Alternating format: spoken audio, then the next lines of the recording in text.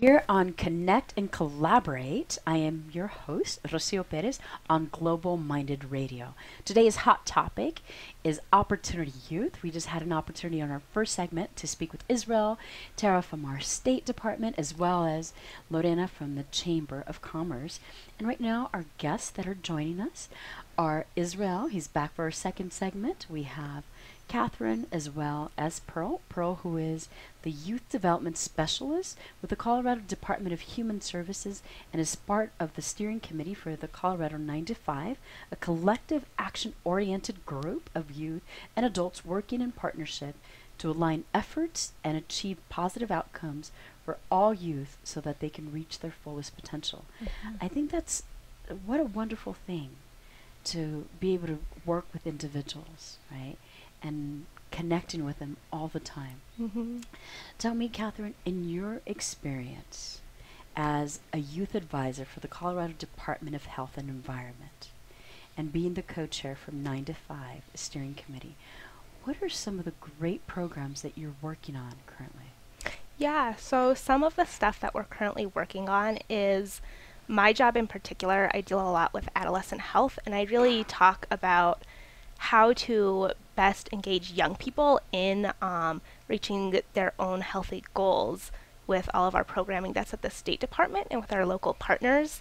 And so the way that I do that is I help coach other adult coworkers that I have on how to interact with young people and basically how to do positive youth development, which is this approach for working with young people in a way that is going to make us feel included and welcome in a space and really make us feel ready to thrive, which I think is a really important aspect, not only for health services, which is what we offer, but also for anything that's related to education or any sorts of programming that young people are involved in or employment. All of those things that are going to make an environment really youth-friendly is a lot of the work that I do. Wonderful. And that must be really rewarding work to be able to engage with individuals at that level, right? Yeah. The education, the co-creation aspect of it.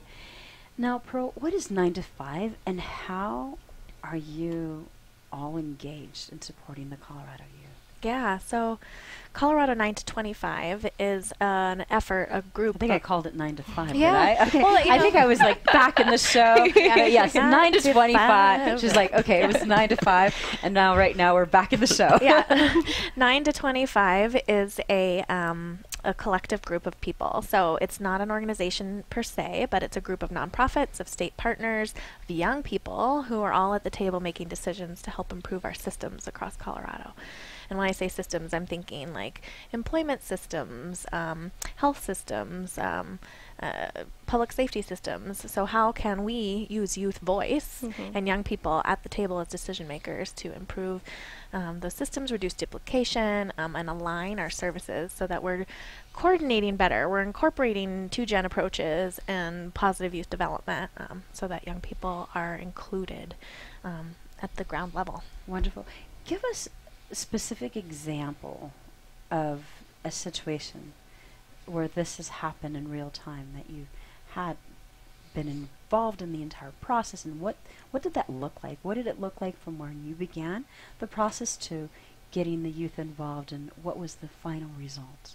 Oh, I think that's a really awesome question. So Katherine and I are both on the steering committee for Colorado 9 to 25. We call it GPS, and like your car has a GPS. I like that. It's the steering committee. It was named by the young people. So I think that's part of how we do our work real time, is having young people equal decision makers at the table. We have 50% adults and 50% youth. So that is the structure. That's the way it's set up, and we're really talking about it as a partnership.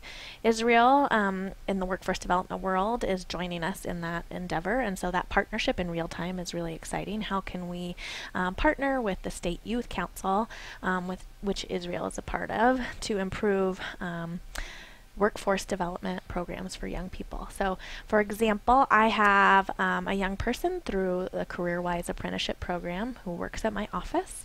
He's doing an apprenticeship with us, and that in real time he's helping me and Colorado 9 to 25 and helping our office improve systems that we do for young people. So he's giving feedback on surveys. He's making sure that we are having youth-friendly flyers that actually reach young people and speak to them. And I think Katherine can say more about that. But really, how are we adapting our state systems as well as our local systems to understand from the voice of youth what it's like to work from youth? So it's nothing about them without them, right? How do we engage young people at the table and help them guide us as adults to make decisions better? What a wonderful opportunity. Now, speaking of that, Israel, give us your experience in this entire collaboration. I would say really being part of it's motivational, and just seeing it from the national level as well, because I have friends that are part of Opportunity Youth United, which is a council that does the same thing, but like on a more different statewide level.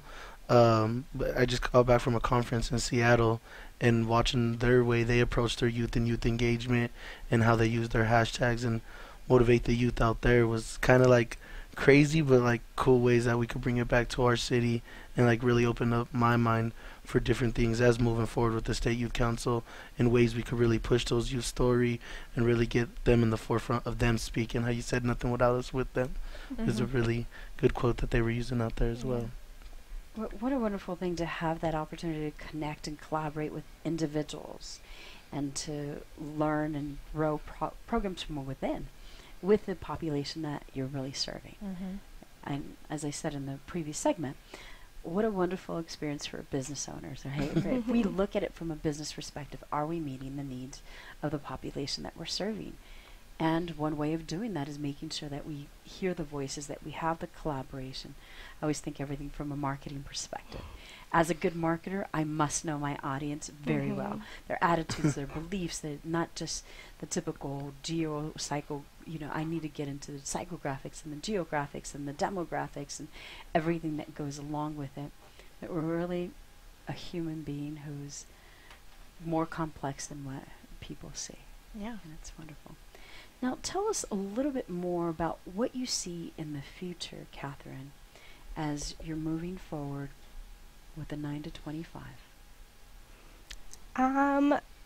I think moving forward, something that we're really focusing on with 9 to 25 right now is really making sure that we're being inclusive of all of the youth systems that Pearl was talking about, that are going to be at the table, and that we're really making sure we have that emphasis on youth-adult partnerships, because it's really important to us that if we're trying to align systems and make sure that they're working for both young people and adults, that we're listening to young people at all levels of that, and we're bringing them into our steering committee meetings. So, for example, Pearl is the adult co-chair and I'm the youth co-chair, and then we're making sure that with each of our groups that are meeting for sort of these different sectors of whether that's business and how young people can be contributing to the community, or whether it's how young people can be connected or healthy, or any of these indicators that we have, making sure that we're always making sure that youth voice is really at the forefront of what we're doing. And so we're not just talking to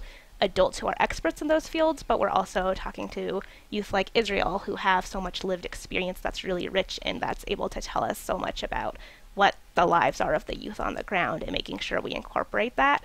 And then really having all of that branch out into other folks like businesses and nonprofits and government agencies that are really on the ground and are doing this work in the first place is really where we're heading and what we've been working towards this whole time, and making sure that we keep those things in mind and that we're allowing everybody to be able to communicate with each other in a way that we're not just being, one more group of people that's sort of making the whole process more difficult, but we're really making it a more holistic process for youth and adults all across Colorado.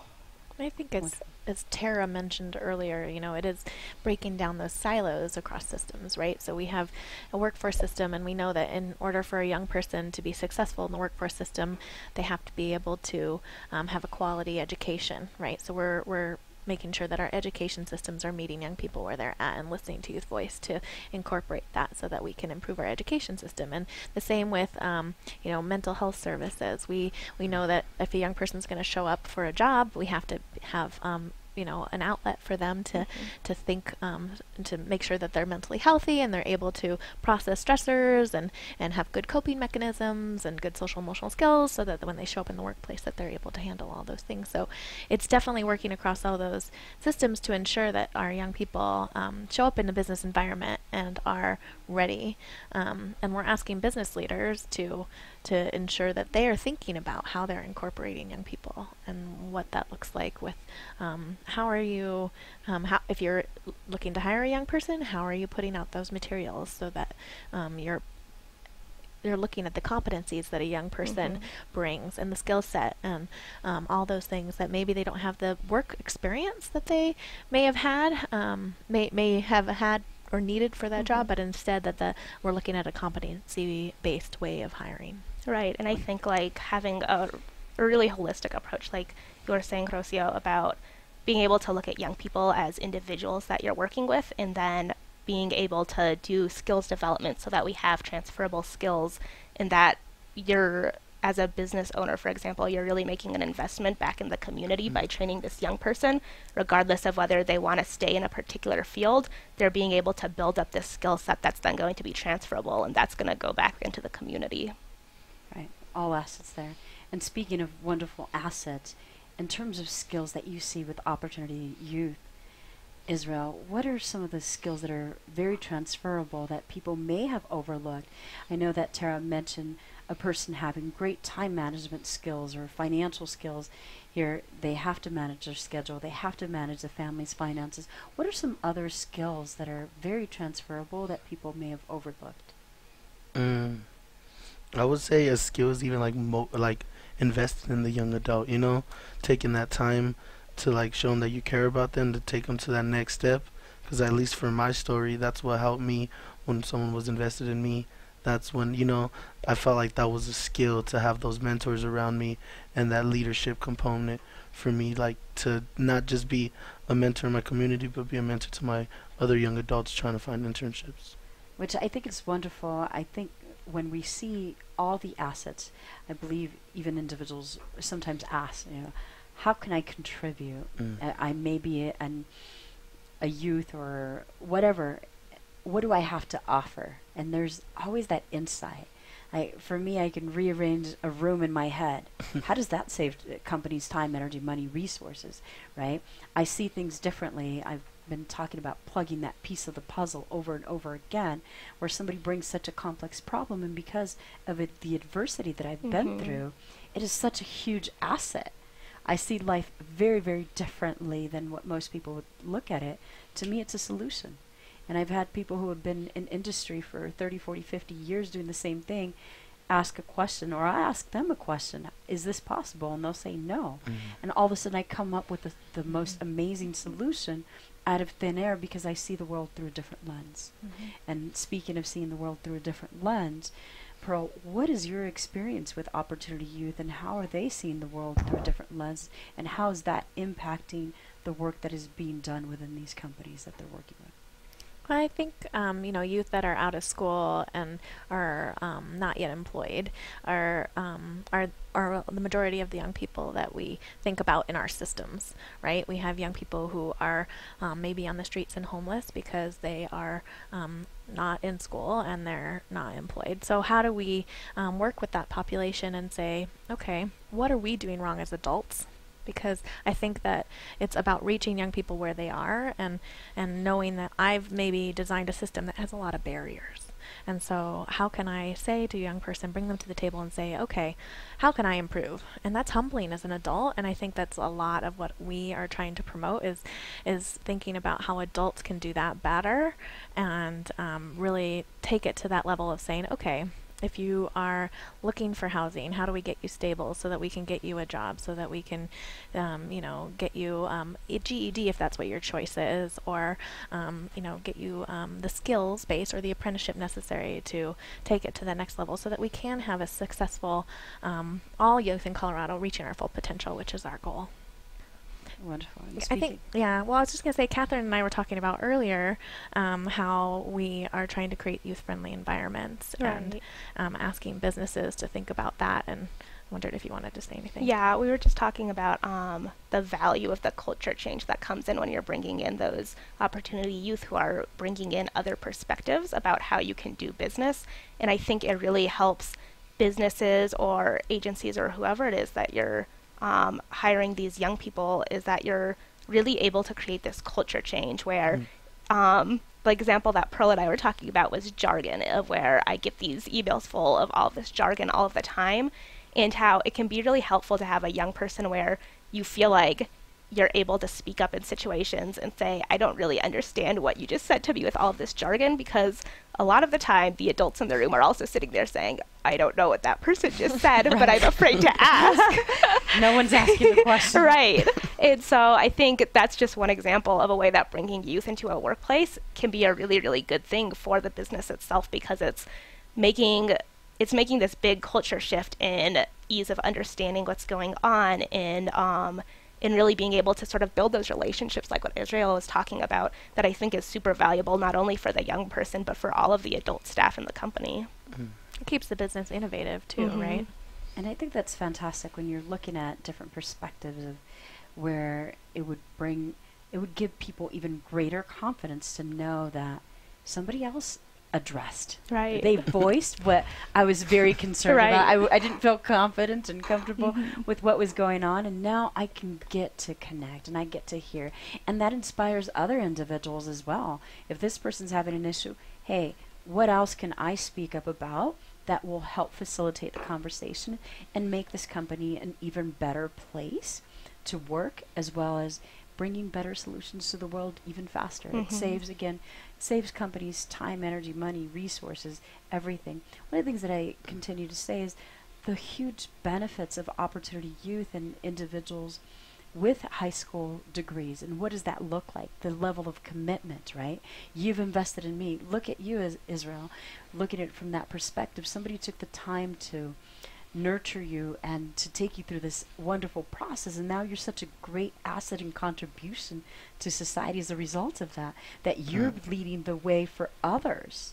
What a concept. And we can all do our part as we continue to connect and collaborate about community, and how this is a partnership for everyone to be involved. It's the youth, it's the business community, it's organizations like 9 to 25 and the state, and as in addition to the Chamber of Commerce.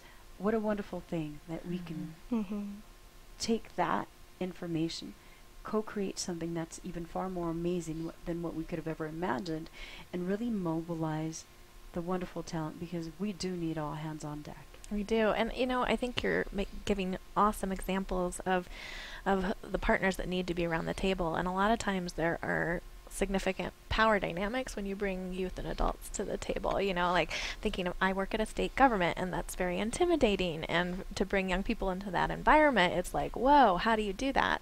And how do you do that well? I'm sure lots of businesses face the same thing, so but building an authentic relationship with young people through that process, so that we're sharing power, can be intimidating. But to know that the state government is working on it, and that the Denver Chamber of Commerce is working on it, and that we have lots of really awesome approaches to making this a possibility, so that we can really say, okay, how do we improve the lives of young people in Colorado, specifically around opportunity young people, getting them in school or employed. And what a wonderful thing. Go ahead. And I could say that was probably my shock going into the internship was not feeling comfortable in the environment and not knowing if I could fit in, just because before that I was not surrounded with people with suit and ties and that professionalism in my environment. So when I seen that, I was a little scared at first and intimidated to ask those questions and actually speak at the table. And I could imagine going through the program and now leading the conversation and leading other individuals, how wonderful it is, and what a fantastic opportunity to be able to model that, to live it, to the employers to see the asset of doing that. One example of that is dress code, right? Mhm. So we always hold up this, like, in a business, well, it's professional attire. And it's like, okay, well, what does that mean? What is professional? Oh my gosh, you know, it's And such from a culture to culture, Right, it's what different. values is varies. that bringing It in? varies. But I think as employers, when we're looking to hire young people, we hold up a standard that maybe is not equal with our other partners that are on the table, right? So, you know, for example, I have coworkers at my office who walk around without shoes. Right? They're just in their socks, which is awesome, and it sets the tone. But then if a young person were to do that, how would you treat them? What would you say to them? You know, you'd be like, you're not following dress code, right? You need to put on shoes. But this higher up is walking around without shoes on and setting a culture of more of a relaxed environment in the business casual world, right? But, you know, thinking through that, like, we need to be holding young people to the same standard we're holding our adults and our adult partners, and we don't always do that in the same way. Wonderful. Katherine, what are your last words of advice that you would have for organizations, individuals who would love to get involved in this? I think being really thoughtful about the way that you're making sure that your position is going to be relevant to young people is something that's really important. I feel like adults sometimes tend to make assumptions about why a young person would want a certain job. It's like Israel was saying in the prior session about, you know, like young people don't necessarily take jobs because, oh, they pay us so much money and there might be something else that's, you know, a better wage. But to young people, it's really very important to us to be able to develop certain skills and to really have a sense of connection to your workplace, to again feel like you're welcome and that your contribution is really being accepted and respected at your workplace. And so I would say that to anybody who's planning to hiring young people, to think about the sorts of young people that you're going to be able to offer certain skills to and how they might apply those skills to other spaces in their life and what skills they're able to bring in is so important, because we don't actually necessarily just want a job that's going to look good on our resume, which I feel like is kind of one of the big myths. Is that's great, but what I really want out of a job is to really be able to say, you know, I went in and I learned how to do this certain project, and this is the stuff that I've been able to take out of that. And regardless of whether I stay in this field or not, I'm going to be able to go on from here and have this new thing that I'm able to do, and I'm able to transfer that. And so I think just businesses thinking about how they can show young people that they're being relevant to this 21st century economy where young people are going to go on from that company most likely, and that they'll really feel like they took all these professional development opportunities from that, and they took all these skills, and that they have a lot of professional relationships now that they can draw on. That's all really important, I think. Wonderful. And Pearl, to sum it all up, what would you say? You know, I think we're just encouraging businesses, state departments, everybody to think about this in an approach that's both empowering for young people and families, and how we can really draw in that holistic 2-gen approach of engaging everybody around the table to ensure that Colorado young people and adults are all reaching our full potential, whether that's safe, healthy, educated, connected to caring relationships, and employed, contributing back to their environments. We have so many, opportunities here. It's such a amazing state with a great environment. So how are we really making sure that everybody is connected? Wonderful. Final words. I would probably want to leave it off for the youth, that if you're out there and listening and seeing this, to get connected and get involved. And, don't be scared to voice your opinion and make change, and find those organizations that will invest in you. Wonderful. We're right here. We'll be talking about the GlobalMindED Conference on June 9th through the 11th. We'll talk about important topics like opportunity youth. There will be many, many opportunities to engage throughout the conference, including job fair, career fair. We'll be also having a dinner with the United Nations dinner. So many different opportunities. Visit us on globalminded.org. I am your host with GlobalMindED Radio, Rocio Perez. I'd like to thank my guests. Thank you so much for being here today. And we look forward to seeing what amazing things are co-created through this. Thank you.